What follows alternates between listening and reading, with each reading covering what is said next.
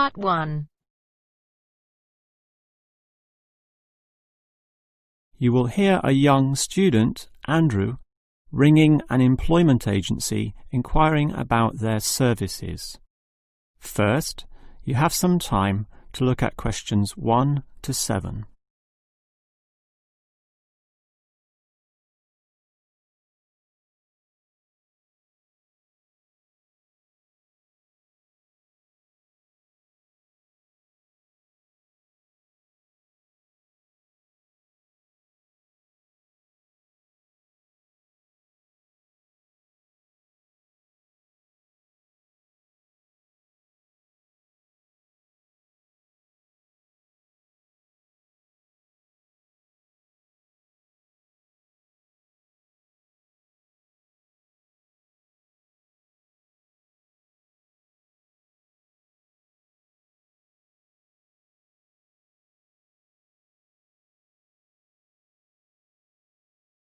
Now we shall begin. You should answer the questions as you listen, because you will not hear the recording a second time. Now listen carefully and answer questions 1 to 7. Hello, is this the AAA employment agency? Yes. Hi, I rang before. My name's Andrew Peterson. I rang you earlier and gave you my personal details. If you remember, I'm that student looking for work during the summer holidays. Oh, sure. Actually, I have your file right here. But we still need to add some further information. Yeah, that's what they told me, and that's why I'm ringing. What do you need to know? Well, we have to know your main level of education. It's a degree, I suppose. Yes, but I'm still doing it in engineering. It's quite interesting. Some of my friends are studying computing, though, so I'm interested in that also. Well, I'll just write in your main degree subject, engineering. We usually have a demand in computing, though. Have you worked with computers before? No, I just do some programming for fun at the university, but I almost got a job as a computer designer once. Actually, the only job I've ever had was as a car salesman, believe it or not. Well, at least you've had experience dealing with customers. What about hobbies, though? Sometimes they can help develop useful skills. In my free time I don't do much, mostly study. I play chess occasionally at the university chess club. That's right next to the tennis courts, but I'm not interested in that. Chess helps develop analytical skills, so I'll put that down. Of course, it's your main skills that employers want to know about. What would you say they are? Well, I'm in my 3rd year now, studying electrical machines and generating systems, but I'd say electronics is my best skill, much better than, say, my machine skills, which aren't so good, actually. Okay, machine skills are in demand, but so too are electronic ones, so we might be able to find you a part-time job in that field. But what sort of money do you expect to get? Oh, anything, really. I'd want the standard payment, let's say. What's normal? 1,000 a month? 1,500? I'll just put $1,200, okay? That's fine by me. When can you start? Say, within 2 days? Easily. Actually, less. In fact, just give me a ring and I'll be able to start immediately, although I admit it'll take me a few days to get used to getting up early in the morning. Okay, that's just about it. Unless you'd like to add anything else which may help with your application? Not really. I ride a motorbike, but that's unimportant. I'm friendly, but every applicant claims that, right? I can speak another language. Ah, that might be useful, depending on the language. Is it Chinese? A Chinese speaker would go down well. Spanish, I'm afraid. You see, I grew up with some friends who came from South America. Okay, I'll write that down. But I don't think it will help that much, sorry to say. Before you hear the rest of the conversation, you have some time to look at questions 8 to 10.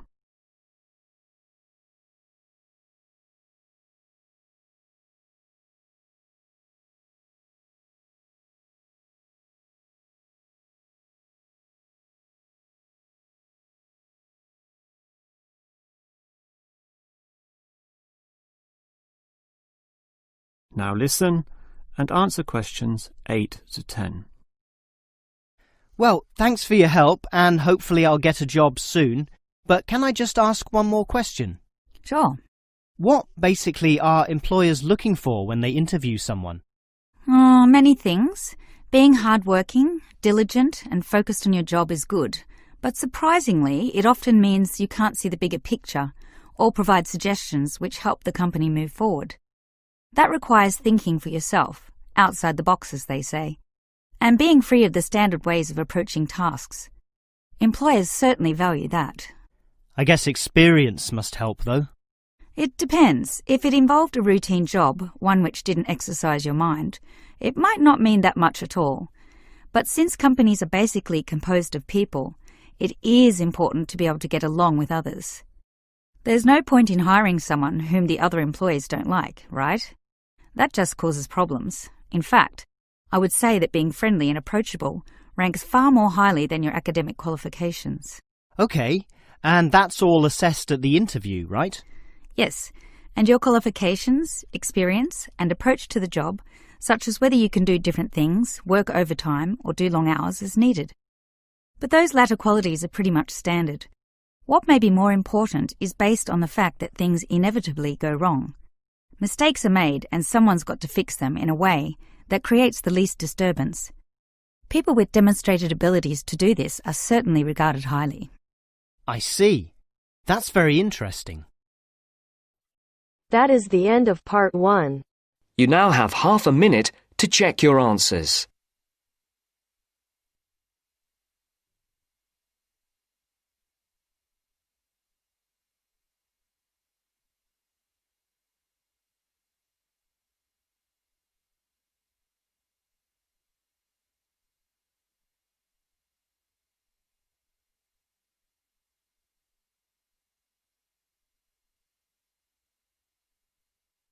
Now turns to part 2. Part 2.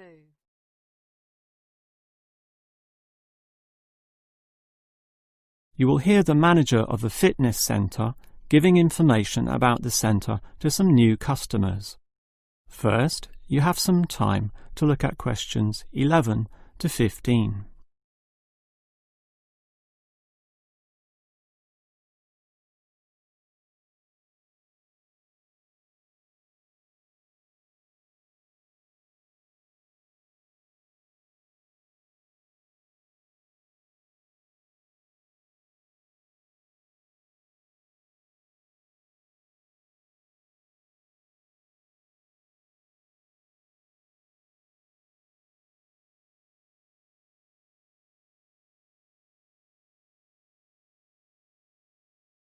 Now listen carefully and answer questions 11 to 15. Hello everyone, and welcome to the Fit for Life Health Centre, a place which, as the name suggests, is not just for short-term solutions, but rather intends to put you on a sensible and achievable footing for the rest of your life. And that's how we're different. For example, we could immediately put you on a harsh exercise program, expecting you to work out every day, but such a plan would see you quickly lose interest. That's why the initial step is a 1.5 hour consultation in which your lifestyle, current situation, and long-term goals are all thoroughly analysed. Now, an important part of this consultation involves analysing what you eat. There's no point exercising here and losing weight, then putting it all back on later. You will need to show self-control and discipline in your diet, and we'll work on that.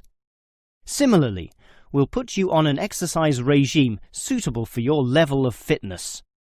So that will involve a test where we will take you through some activities, then measure your heart rate and blood pressure to determine how fit you are. This will be monitored during every subsequent consultation, along with your exercise schedule, and that occurs monthly and not half-yearly, as with many other centres. As to our actual exercise machines and programs, you will have to decide whether it is muscle mass, stamina, or general fitness that you want to develop. Think about which of these 3 you want to target, and we'll design a specific program for you. But remember, bulging muscles aren't necessarily suitable for everyone. Sometimes it's better to think in terms of two simple concepts: muscle definition and stamina, or, if you are female, being fit and healthy, in both mind and body. Before you hear the rest of the talk, you have some time to look at questions 16 to 20.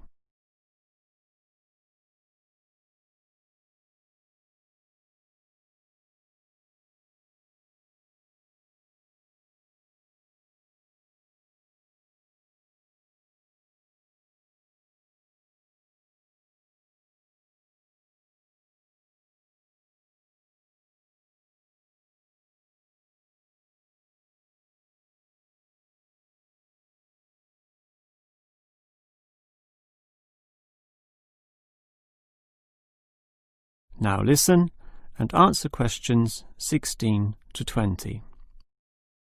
Now, if you're going to work out at this gym, you'll need to think about your reasons for exercising. So let's consider that in more detail. Muscle mass is certainly popular with the guys, probably seeking to impress the girls.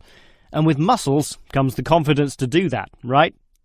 Well, for that, you'll need our high-stress weight units, where pumping iron is all the rage. Moving on to other benefits, one of the main ones is beating the tension of life, right? And the longer the exercise is, the greater the rewards in this respect.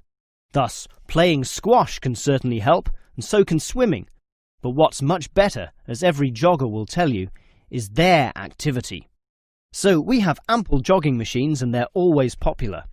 They can provide good fitness too, as can the yoga classes. However, again, let's not forget playing squash, which I would say is the optimum way to improve your general well-being. Such an active, energetic game, plus the competitive element, drives you forward into high levels of health and fitness. These, of course, are the ultimate purposes of being here, but remember, the centre is full of like-minded people, all of whom are interesting to meet and valuable sources of information. The yoga classes have a pre- and post-meeting session, so you'll certainly meet others there, although they'll all be yoga enthusiasts, which limits the range somewhat. But whether doing yoga, swimming or exercising, everyone showers, right? So those facilities are where you'll hear all sorts of interesting conversations and really get to know people. Not like the front desk area, which is mostly empty as patrons go immediately inside to do their exercise. Of course, the front desk can answer all your questions and has information brochures and such like, but for knowing more about a greater variety of subjects and community concerns, look at the notice board in the yoga studio, where there's a huge array of papers, leaflets and articles, all for you to read and consider. That is the end of part 2. You now have half a minute to check your answers.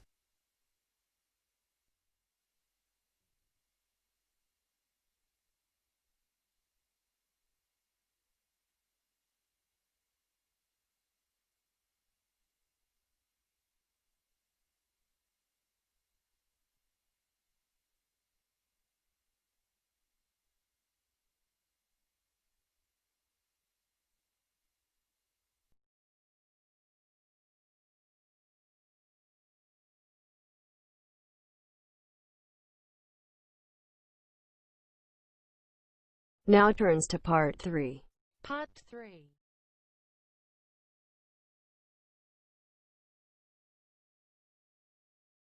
You will hear two faculty directors talking about which person in their university to promote.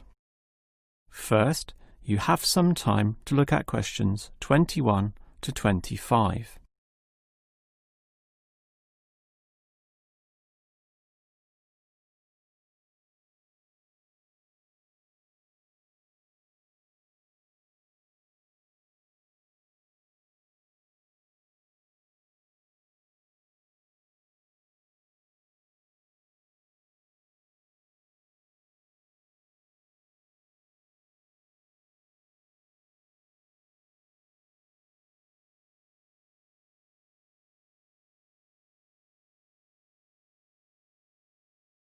Now listen carefully and answer questions 21 to 25.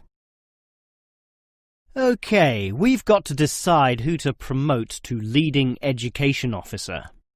Someone from the arts faculty, I suppose.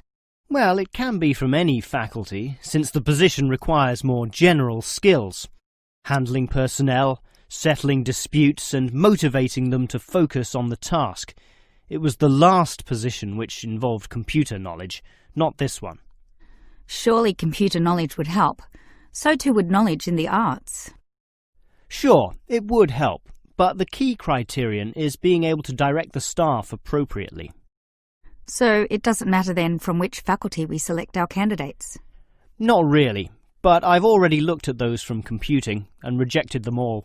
Why? They're all too new, lacking in sufficient experience, whereas these ones from the business faculty are long-timers, so we'll take someone from there. I suppose you're right. The arts faculty doesn't present much in the way of suitable candidates either. But we'll still have to train the person, teach the ropes, as they say, and he or she will have to expect to do overtime as needed. Of course, it can get so busy that if we were open on the weekend, they'd have to work then as well. Just as well we're a Monday to Friday university, right? Right. But are you sure these people will actually want the job? The salary isn't such an improvement on their current ones. I know, but there are benefits.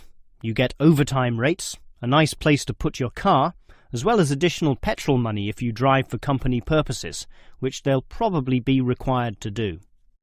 But those benefits are quite limited, especially given all the work and responsibility involved. People often don't like that. They prefer the creative freedom of less senior teaching positions. Yeah, I know. But these candidates should realise that if they do this job well, there'll be more promotions down the line. You know how everyone likes having their own office, right? Sure. Well, that would come after a few years, if they're prepared to work hard and grow with the university.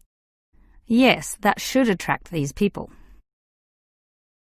Before you hear the rest of the conversation, you have some time to look at questions 26 to 30.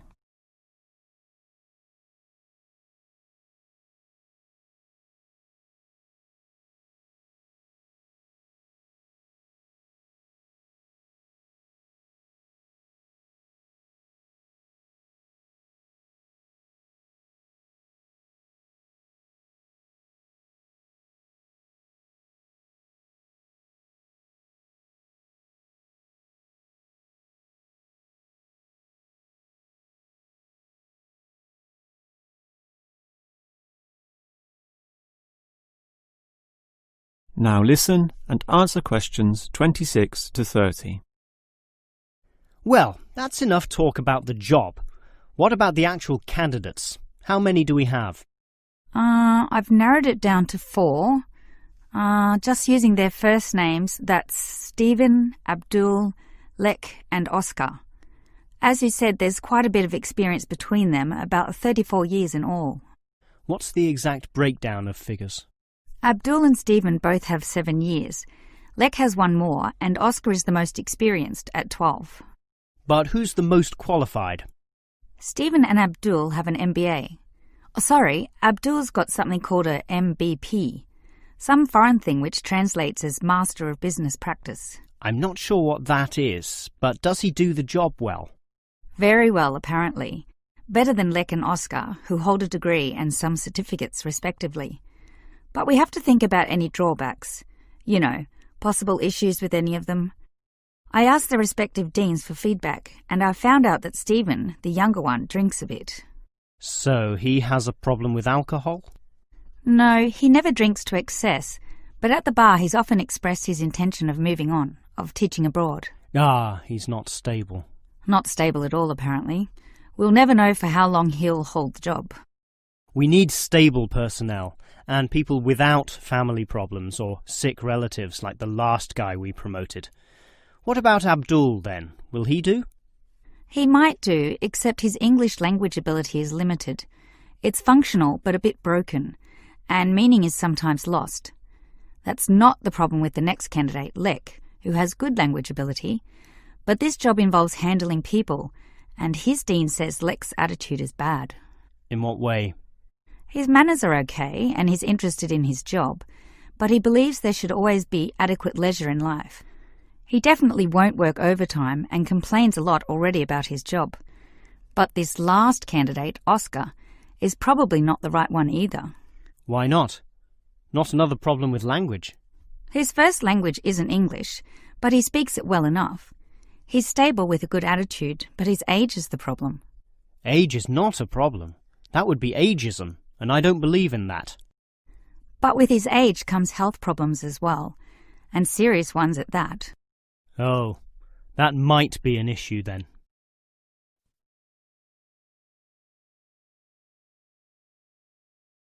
That is the end of part 3.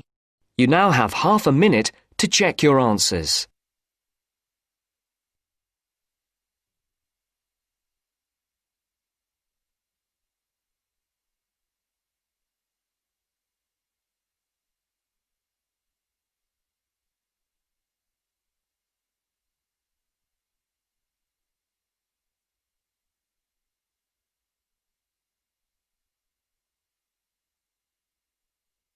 Now turns to part 4. Part 4.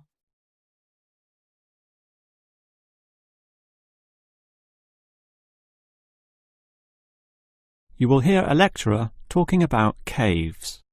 First, you have some time to look at questions 31 to 33.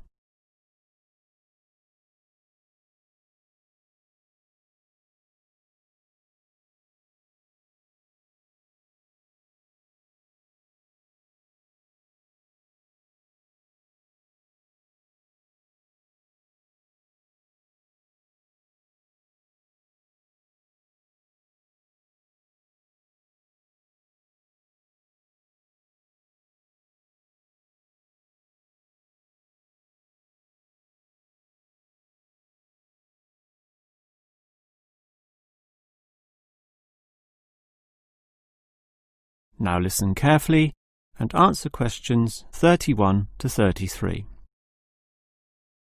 If there is one natural feature which has long fascinated man, it is caves, those natural underground spaces into which people can enter.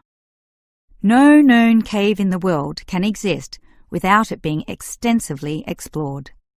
Whether it be in remote areas, such as the Clearwater Cave in Borneo, or immensely long and difficult, such as Mammoth Cave in America. Or perhaps the most challenging, those caves below the water table, full with water, in which case the exploration is known as cave diving. Whatever the case, if the caves are known, as complex and difficult as they usually are, they will be explored.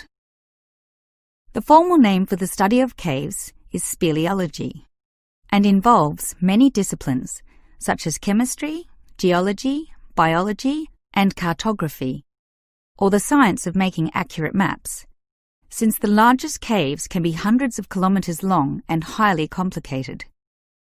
If the exploration is just for fun, the activity is known as caving. But with the difficulties and dangers involved, the average caver is often involved with one of these speleological sciences. As for the number of caves in the world, research suggests that only a fraction have been found and documented, mostly in the areas in which caving has long been a popular activity, such as in America, France, or Australia. China, for example, has huge areas of limestone bedrock, prime material for cave formation, and logically must contain among the largest number of caves in the world. Yet only few are documented due to the lack of interest in caving there. Thus, as exploration continues, new caves will be discovered, and it is likely that the numbers could radically change in the future. Before you hear the rest of the lecture, you have some time to look at questions 34 to 40.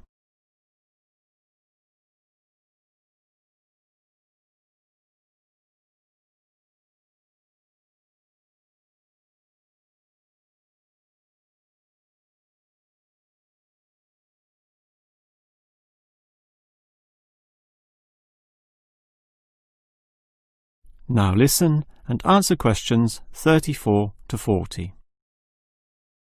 With caves being such mysterious and intriguing places, the obvious question concerns how they form. The most common cause is the effect of slightly acidic water in a process called dissolution. Here, water seeps into the ground and down through rock masses. If this rock is soluble, the water dissolves some of it, and over time, the passage expands to become a cave or cave system. The largest and most common of these involves limestone, although other materials are possible, including gypsum, marble, and even salt. Now, if the cave is formed at the same time as the rock, it is called a primary cave, and the most common of these are lava tubes. When lava from volcanoes flows downhill, the topmost surface cools and solidifies first, leaving the hotter lava to continue to flow beneath. If most of this eventually flows out, a hollow tube is left. The country, Iceland, has some excellent caves of this type, and even far-flung Australia has a few. Finally, there are sea caves, formed from waves pounding into coastal cliffs and eroding into fault lines or softer rock. These caves are usually the shortest, about 50 metres at most, since the erosive action of the waves can only reach a certain distance. However, it is limestone caves which will always be the most interesting. This is due to the presence of limestone formations. As the groundwater seeps downward through the ceiling of the caves, it encounters a different pressure and temperature, causing it to deposit a small amount of its dissolved calcium carbonate. Over time, through the action of millions of drops, this deposition process results in ever-growing masses known as stalactites, if hanging from the ceiling, or stalagmites if growing from the floor. Alternatively, the water may flow over a large surface of rock, forming flowstone, and with other sorts of processes can result in beautiful milky white formations of astonishing complexity. One of the best examples of this, as well as of what surprising discoveries may yet await, is the Lechu Gila Cave in New Mexico. In the 1950s, some cavers heard the sound of wind underneath some large boulders on the cave floor, a clear sign of a deeper passageway. It took until 1984 for a group of cavers to gain permission to start digging, and 2 years later, in 1986, they broke through into a walkable passageway, unlocking one of the longest cave systems in the world, the deepest in America, and some of the most beautiful formations ever found. Unusually, many of these were yellow with sulfur, suggesting that the caves were a result of hydrogen sulfide from nearby oil deposits. This was forced through fracture lines, combining with existing groundwater to form sulfuric acid, dissolving the limestone from the bottom up instead of the normal top-down seepage which characterizes most limestone cave formations. That is the end of part 4. You now have half a minute to check your answers.